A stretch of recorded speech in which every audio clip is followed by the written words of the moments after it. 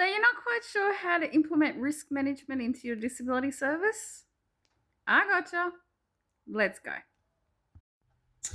Welcome back to Risk Management 101. We're moving now into doing risk management for a site or a location.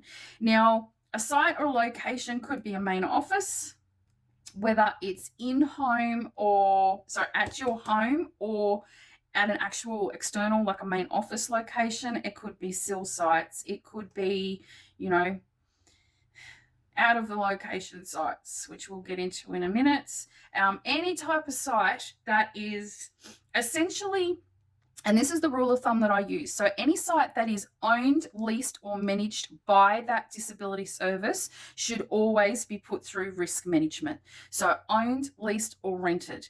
Now, the other thing that becomes a little bit confusing is because we've got the participant sitting back home here and this is their home that we need to be able to consider, is that do we do risk assessments, and how far do we take risk assessments with the participant's home?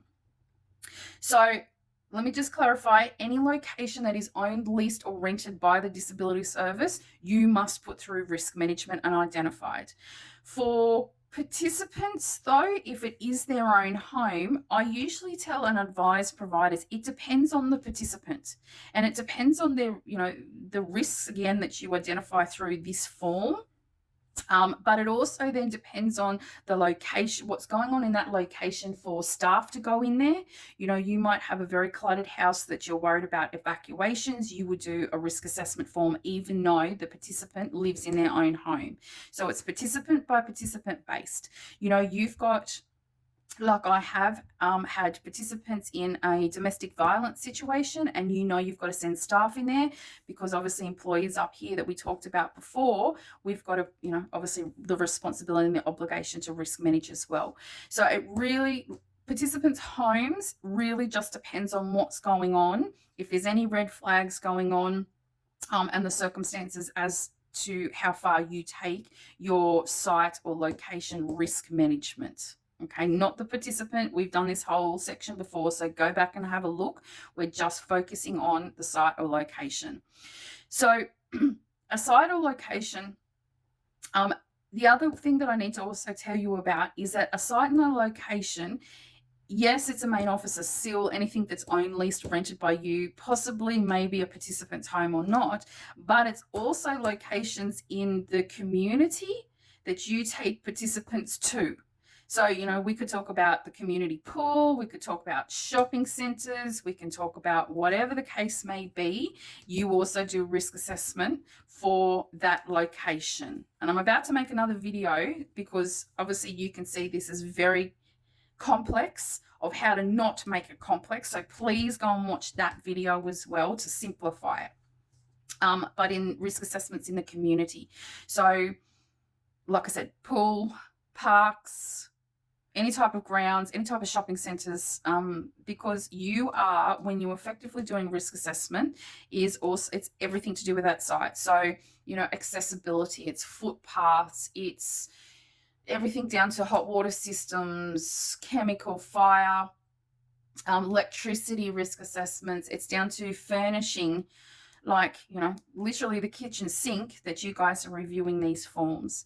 So it's usually, again, remember, we come back here into risk management. There's always a policy and procedure that needs to be implemented, and staff need to be trained in and have access to. Forms in this, though, this is where we usually see there's like a WHS site inspection form. Now, I usually say you do this every month, and if we're talking about a SIL site or a main office that's being frequented quite often, I would do it every month. You could possibly do it every 3, 6, 9, 12 months. You would still be compliant as well, but you would have a site inspection checklist. That also, by the way, if it doesn't cover, you also complete your first aid kits in checks every month or as required. And that's why I usually, do monthly so that everything's more easy to remember. You would do that first aid as a part of your site inspection checklist. I mean, it's the flooring, it's the aircon, it's power outlets, extension cord. I mean, the whole kit and caboodle is, what you identify and address into that risk, site inspection form. After then, though, you do have, back here with this community, you would have like a location, parks, ground risk assessment that can be done for external places in the community. So that's location, parks, risk assessment form as well to cover that area. Now, whatever you find in these site inspections, or any type of risk assessment form, obviously it's your obligation as the owner manager to put strategies into place to rectify what you found, or to monitor the situation, or maybe order new stock, whatever the case may be. But that's the purpose of these forms. Okay.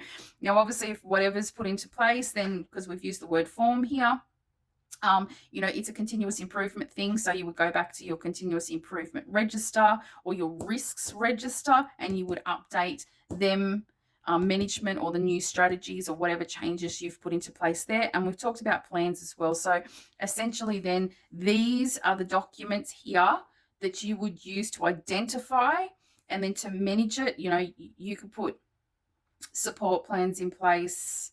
You would put WHS risk assessment plans. And remember, I'm writing the word plan here. So if the document name has got the word plan written in it, it means it has to be released to staff and all relevant stakeholders involved. They must acknowledge it, sign off on it, be trained in it, and returned back again as continuous improvement or internal staff training, because it's got the word plan written in it. Okay, so you would use these two documents. If there's anything discovered, move it out to then a plan to be able to manage and monitor the situation for a site or a location.